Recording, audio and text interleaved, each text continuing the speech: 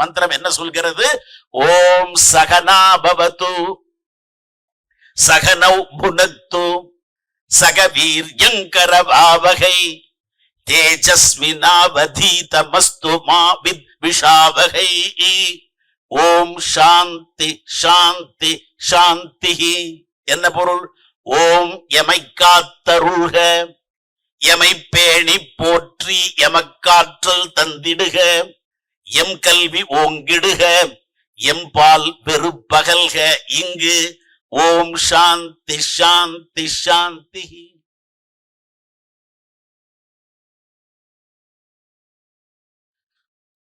சுவாமி விவேகானந்தர் இளைஞர் இயக்கம் 50 மாதங்களை முடித்து 51வது மாதத்தில் அடியெடுத்து வைத்திருக்கிற இந்த சமயத்திலே நமது தேசம் புண்ணிய தேசம் என்பது குறித்து கருத்து பரிமாற்றம் செய்து கொள்வதற்காக இந்த இயக்கத்தின் அழைப்பினை ஏற்று வந்திருக்கக்கூடிய தாய்மார்களுக்கும் பெரியோர்களுக்கும் இளைஞர்களுக்கும் வணக்கத்தை கோரி கருத்து பரிமாற்றத்தை துவங்குகிறோம். 50 முடிந்து 51 இப்போ துவங்கிறது. நம்ம இந்த சிருஷ்டியினுடைய கர்த்தா, படைப்புக்கு இறையவன் என்று பெயர், அவருக்கு பிரம்மா என்று பெயர். இப்பதான் நமக்கு பராபவ ஆண்டு துவங்கி இருக்கிறது. அவருக்கு வயது 50 முடிந்து இப்ப 51. பிரம்மாவினுடைய வயது இப்ப 51. சுவாமி விவேகானந்தர் இளைஞர் இயக்கத்தினுடைய மாதாந்திர இந்த விழிப்புணர்வு கருத்தரங்கமும் 50 முடிஞ்சு 51 இருக்கு. நமது தேசம் புண்ணிய தேசம். எப்படி? முதல் விஷயம், ஒன்று, ஒரு தேசம் என்று சொன்னால் அந்த தேசம் என்ற சொல் இருக்கிறதே, அதுக்கு என்ன பொருள் என்று சொன்னால் அதனுடைய வேர் சொல் திச். திச்சு தான் வேர் சொல், தேசத்தினுடைய வேர் சொல். திச் என்றால் என்ன? திசை என்று பொருள். அப்ப திசைகள் உள்ள தேசம் அப்படி சொன்னா எல்லைகள் உடைய தேசம். இப்ப நமது தேசத்திற்கு எல்லை இருக்கிறதா? இருக்கிறது. அதை பாப்பாவிற்கு சொல்வது போல நமக்கும் சொல்லி இருக்கிறான் மகாகவி பாரதி. வடக்கில் ஹிமயமலை பாப்பா, தெற்கில் வாழும் குமரி முனை பாப்பா. ஒவ்வொரு சொல்லுமே மகாகவி என்று சொன்னால் அது உள்ளத்திலிருந்து வரும். அதுல ஒரு எழுத்தை கூட நம்ம ஒரு சொல்ல கூட எடுக்க முடியாது, சொல்லை மாற்றவும் முடியாது. தெற்கில் வாழும் குமரி முனை பாப்பா, கிழக்கும் பெரிய கடல் கண்டாய் இதன் கிழக்கிலும் மேற்கிலும் பாப்பா. அப்ப நாம எந்த தேசத்தில் இருக்கிறோம்? இதான்ப்பா, இதனுடைய எல்லைகள் இதுதான். இதுல என்ன ஆச்சரியம்னா, வீர சாவர்கர் சொல்கிறார், இது ஏற்கனவே சொல்லப்பட்ட ஒன்று. அவர் பல நம்முடைய இலக்கிய கர்த்தாக்களினுடைய நூல்களை படித்ததன் காரணமாக அவர் சொல்கிறார்.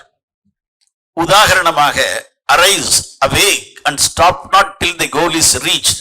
யார் சொன்னது அப்படின்னா சுவாமி விவேகானந்தர் நம்ம சொல்லிடுவோம். ஆனா சுவாமி விவேகானந்தர் இதை எங்கேருந்து எடுத்தாருன்னா கட்டோபனிஷத்திலிருந்து எடுத்திருக்கார். அப்போ பல நூல்களை படிக்கும் பொழுதுதான் நம் பாரதத்தினுடைய பாரம்பரியம் தெரிகிறது. பரம்பரை அப்படின்ற சொல்லே நம்ம தேசத்துல மட்டும்தான் உண்டு. பரம்பரை.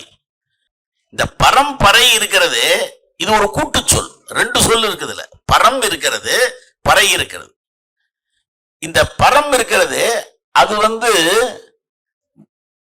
ஒரு சொல்லாக இருக்கும் பொழுது பரன். அடுத்த சொல் பரா அல்லது பறை. இந்த பரனும் பறையும் சேர்ந்தால் பரம்பரை, பரம்பரா. பரன் என்பவன் யார்? நம்ம குழந்தைகள் பாடினார்களே பாட்டு, அந்த பாட்டினுடைய தலைவன்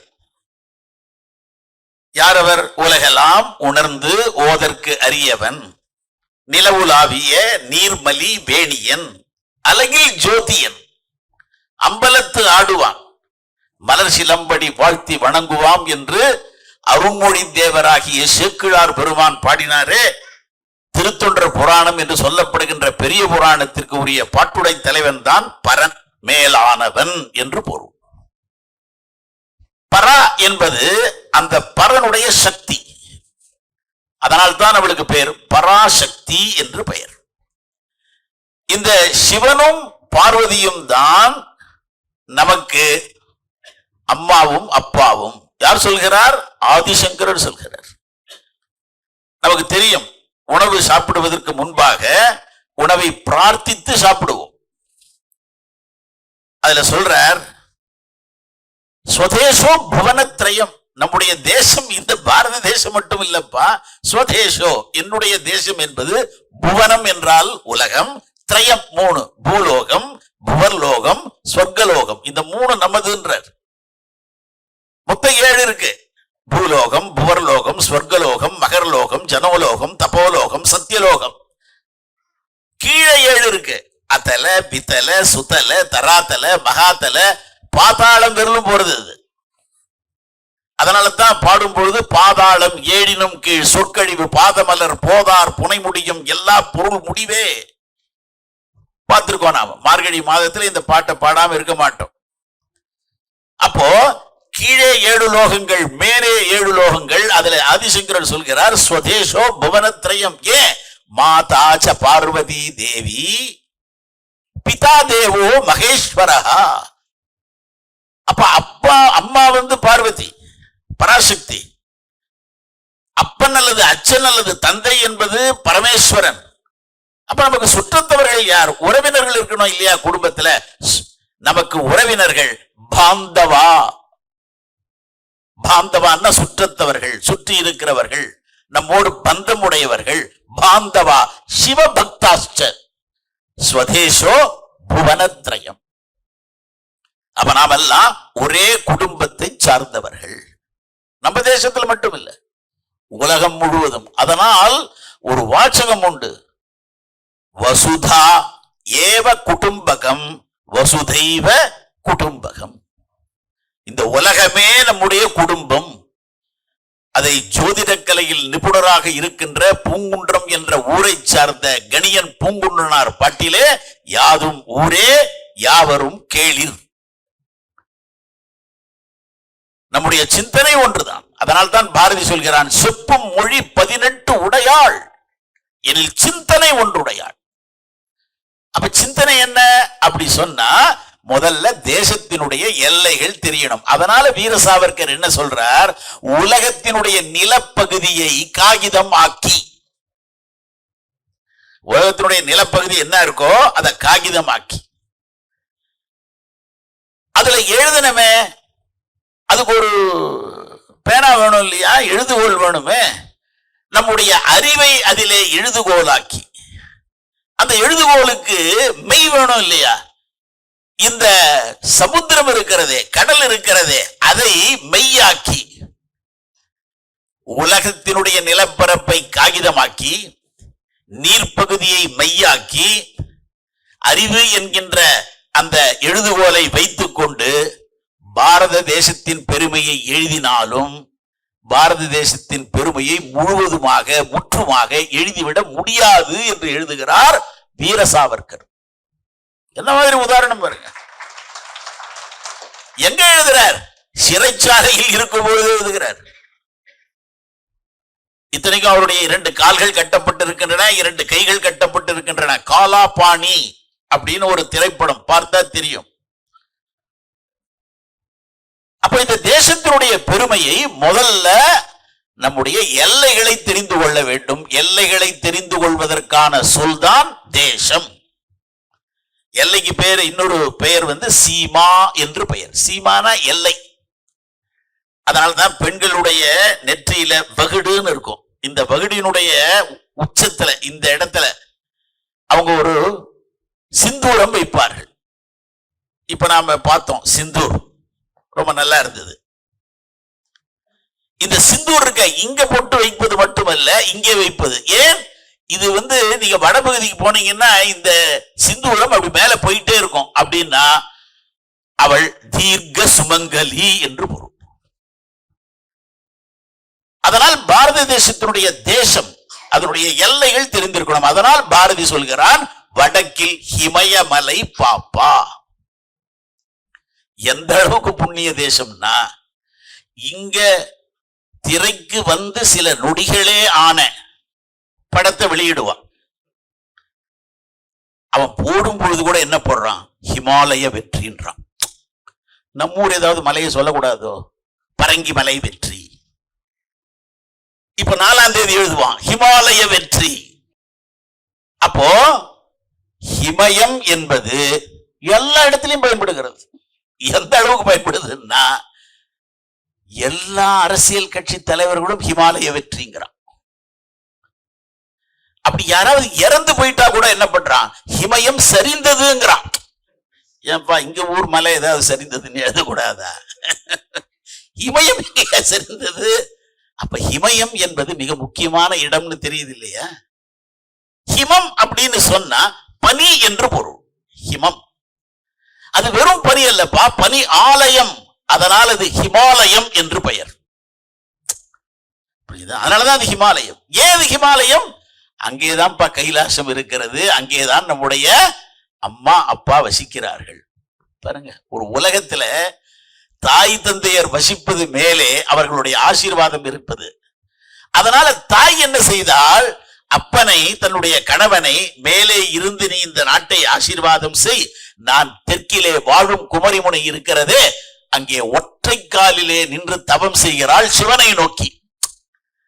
இன்னைக்கு கூட அங்க போனா ஸ்ரீபாத பாறை என்று பெயர். அப்ப வடக்கிலும் தெற்கிலும் அம்மாவும் அப்பாவும் நின்று இந்த தேசத்தை காத்து கொண்டிருக்கிறார்கள். உலகத்துல இது மாதிரி ஒரு வரைபடமே பார்க்க முடியாது.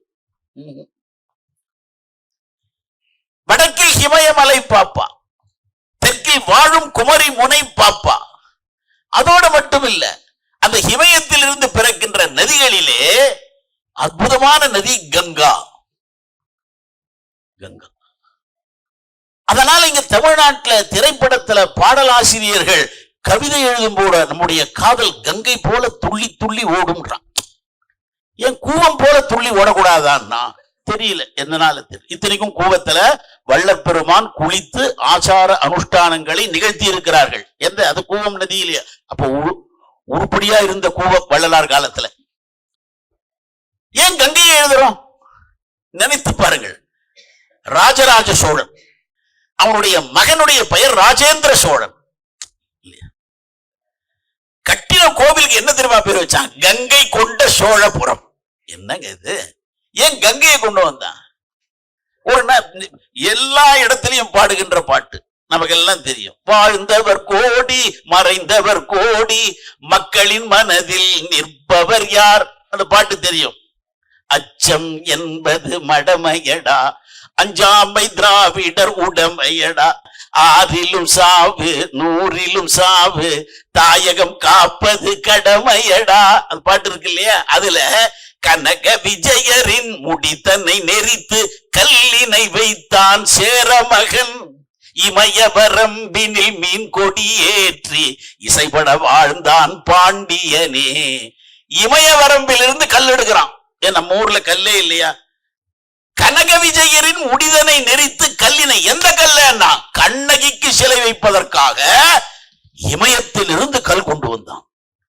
சரி, அதை குளிப்பாட்ட வேண்டுமே, கும்பாபிஷேகம் செய்ய வேண்டுமே, அதற்கு நீர் எங்கே எடுத்தான்? கங்கை. அதனால எந்த அளவுக்குன்னா நம்ம ஊர்ல நினைக்கும் போதே கங்கையை தான் நினைப்போம், ஊரை நினைக்கும் போதே காசியைத்தான் நினைப்போம். அதனால தான் அவன் காசின்னு அங்க விஸ்வநாதருக்கு கோவில் வைத்ததில்லை. இங்கே கட்டின மன்னனும் கூட இது தென்காசின்னா, அது வடகாசி, இது தென்காசி. ரெண்டு பேரையும் பார்த்துட்டு ஒருத்தன் சொன்னான், அது எது நீங்க ரெண்டு பேரும் காசி, நான் நடுவில் சேர்க்கிறேன் சிவகாசின்னா. அப்ப காசி என்பது ஒரு புனிதமான நகரம். ஒருத்தன் சொன்னான், அது என்ன காசி பெரிய ஊரு, காசில இருந்து ஒருத்தன் வந்திருக்கான். எங்க வந்திருக்கான்? காஞ்சிக்கு வந்திருக்கான். அவன் உங்க ஊர் பெருசுன்னு அவன் பாட்டு சொல்லியிருந்தான். உங்க ஊர் பெருசு இல்லை. உங்க ஊர் எப்படி பெருசு? காசியை விட ஒரு இன்ச்சு அதிகம்னா. காசி நடுவில் ஒரு இன்ச்சு இருக்கு, ஒரு இன்ச்சு அதிகம்னா காஞ்சி. அப்போ காசி என்பது புண்ணியமான நகரம். காசி மட்டும் இல்ல, மதுரா, மாயா. நதிகள்னா வெறும் கங்கை மட்டும் இல்ல, கங்கேச்ச யமுனே செய்வ கோதாவரி சரஸ்வதி நர்மதே சிந்து காவேரி வைகை தாமிரபரணி சந்நிதி குரு. இந்த நான் குளிக்கக்கூடிய இந்த குளியலறையில இந்த நதிகள் வரணும்ன்றான். காவிரி தென்பெண்ணை பாலாறு பாடுறார் பாரதியார். அப்ப நதிகள் புனிதமானவை, மலை புனிதமானவை, கற்கள் புனிதமானவை, இங்க பார்க்கிற அத்தனையும் புனிதமானவை. புனிதம், சீக்ரெட், பியூரிட்டி. ஏன் புனிதம்? காரணம், வடக்கு திசையிலே சிவபெருமானும் தெற்கிலே இறைவன். சிவம் என்ற சொல் இருக்கிறது. உடனே இப்ப விஷ்ணு இல்லையான்னு கேட்க கூடாது. ஏன்னா விஷ்ணு சகஸ்ரநாமம்னு ஒரு நூல் இருக்கு. அது இருபெரும் இதிகாசங்களிலே ராமாயண மகாபாரதத்திலே மு அப்படின்னு ஒண்ணு உண்டு. போருக்கு முன் பகவத்கீதை, போப்பி போருக்கு பின். போருக்கு பின்ன பீஷ்மர் அம்பு படுக்கையில இருக்கும் பொழுது யுதிஷ்டிரர் முதலான, அதாவது தர்மபுத்திரர் அண்ணன் முதலான அத்தனை பேரும் திரௌபதியோட சேர்த்து வாசுதேவன் நிற்க விஷ்ணு சகஸ்ரநாமத்தை சொல்றார். 1000 திருநாமங்கள். அந்த 1000 திருநாமங்களிலே ஒரு திருநாமம் விஷ்ணுவுக்கு சிவஹ. சிவன் அவருக்கு ஒரு பேரு, சிவசகஸ்ரநாமத்தில் ஒரு பேரு விஷ்ணு. விஷ்ணுனா என்ன? எங்கும் வியாபித்து இருப்பவர். அப்ப இந்த தேசம் ஏன் புண்ணிய தேசம்? வடக்கில் ஹிமய மலை பாப்பா, தெற்கில் வாழும் குமரி முனை பாப்பா. கிடக்கும் பெரிய கடல் கண்டாய். என்ன கடல் இருக்கிறது? கங்கை வந்து சேர்கின்ற இடத்திலே இருக்கக்கூடிய சாகரம் கங்கா சாகரம், கங்கை கடல். சிந்துவன் நதி வந்து சேர்கின்ற இடம் அது சிந்து சாகர். சிந்து என்ற சொல்லுக்கே கடல் என்று பொருள். அதனால் தான் சிந்துவை கடலை இல்லமாக கொண்டவன் செந்தில் முருகன். அப்ப இந்த நாடு ஒரு எல்லைகளை கொண்டிருக்கிறது. ஆனா எல்லைகளை மனதளவில் எப்படி விரித்திருக்கிறது? இந்த உலகம் மட்டுமல்ல, உலகம் எங்களுடைய சுதேசம். வசுதா ஏவ குடும்பகம் வசுதைவ குடும்பகம். எல்லா மக்களும் நம்முடைய மக்கள். யாதும் ஊரே யாவரும் கேளு. இது முதல் சிறப்பு.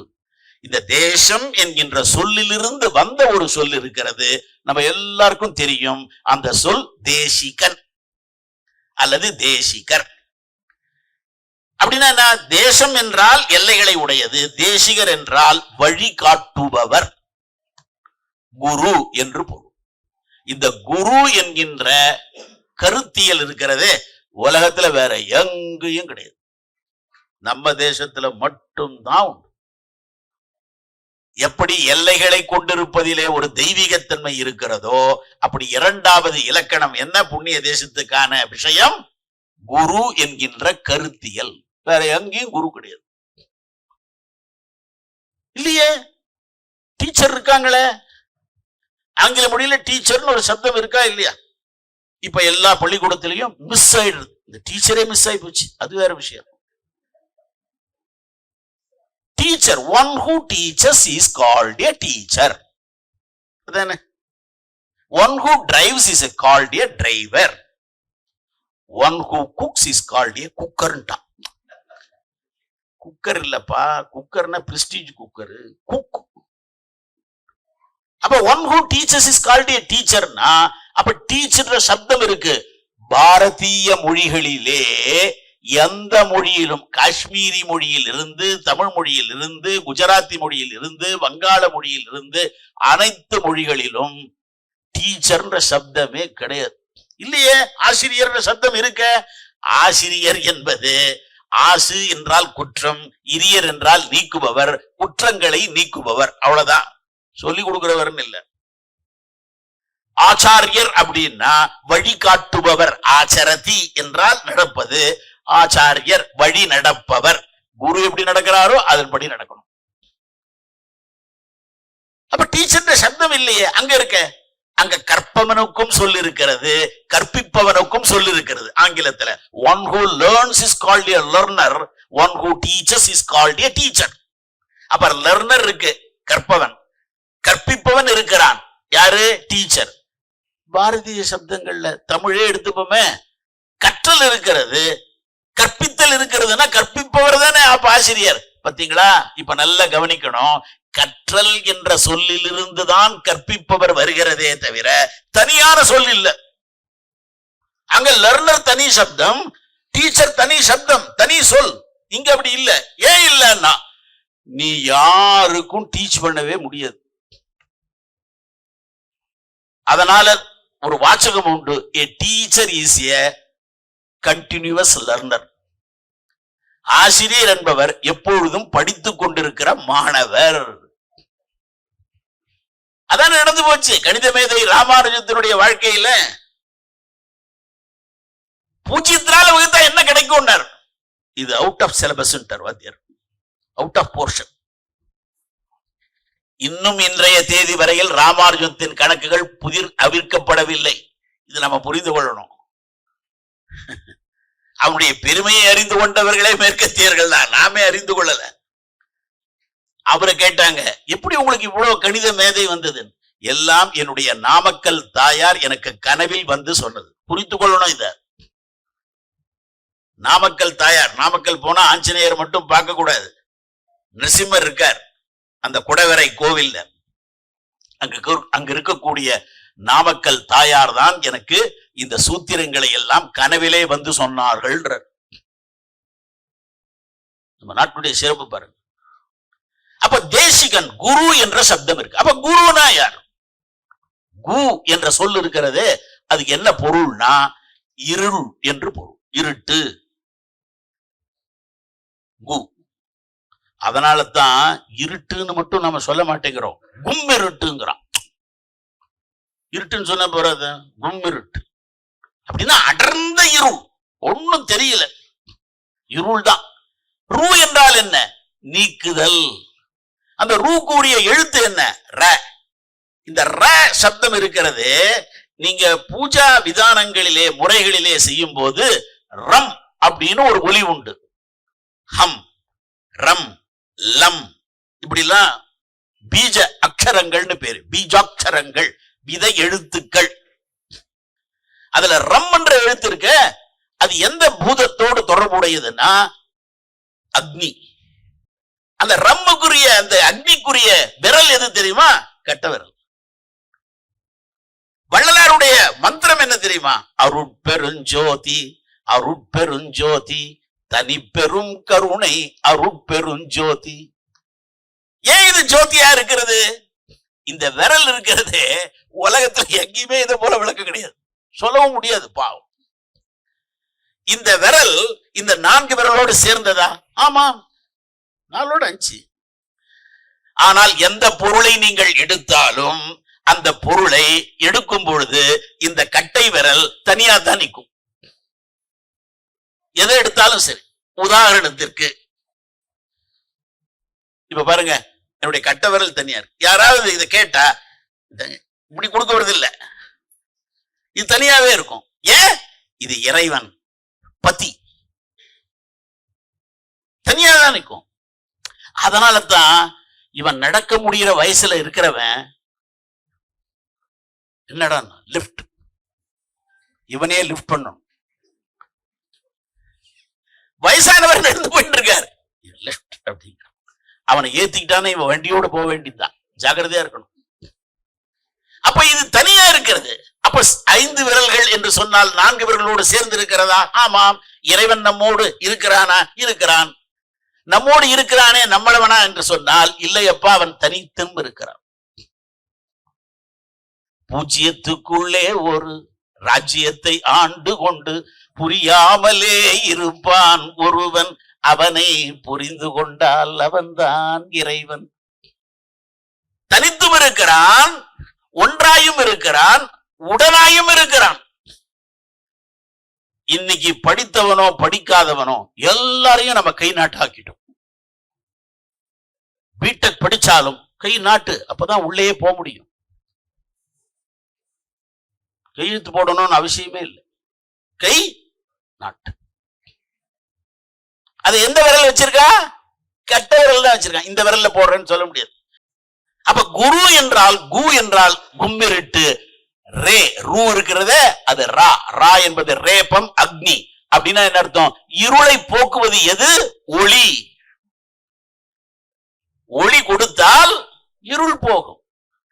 நீங்க அந்த இருள் சூழ்ந்த அந்த அறையில உட்கார்ந்து கொண்டு ஓம் இருளாய் நமஹா, ஓம் இருளே போ, இருளே போ 1000 முறை சொன்னாலும் இருள் போகுமா?